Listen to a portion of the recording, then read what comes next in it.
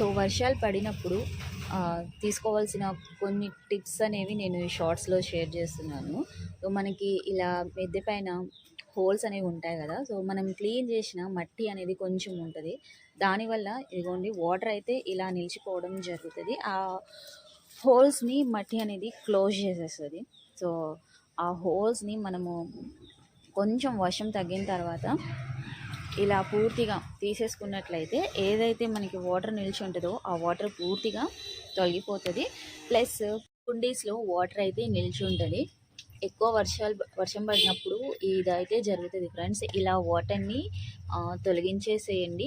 And so ఇలా ప్రతి కుండీలో ఉన్న వాటర్ని పూర్తిగా తొలగించండి.